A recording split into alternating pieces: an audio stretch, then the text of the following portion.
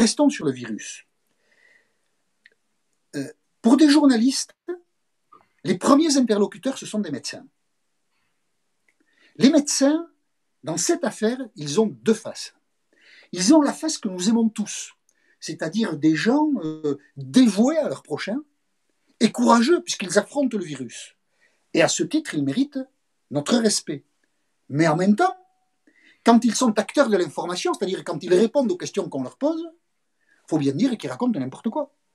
La science, on pense que c'est une chose unique. Mais enfin, on prend un médecin, il dit blanc, on prend un autre, il dit noir. C'est catastrophique. Le même médecin peut dire des choses très différentes à 15 jours d'écart. Je ne vais pas citer de nom, mais quand même. Et Didier Raoult, peut-être. Parlons-en, tiens.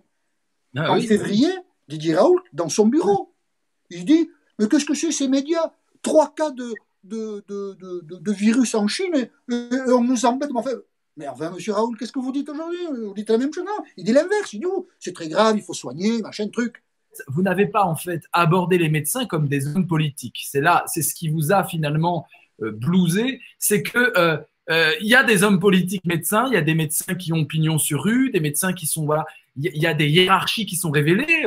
Tu parles de Raoult, mais on voit bien qu'il est non conformiste et puis qu'il y a des combats, il y a des chapelles épouvantables. Voilà, il y a des chapelles, exactement. Donc, pourtant, vous êtes rodé pour prendre les politiciens comme ça. Vous auriez on n'a pas les moyens. Quand un médecin, bien sûr que tu as raison, c'est des hommes politiques, mais quand un médecin dit mais ce virus c'est comme la grippe, qu'est-ce que tu peux lui objecter? Moi c'est un argument qui m'a dérangé dès le début. La grippe, nous la vivons comme une fatalité qui tue.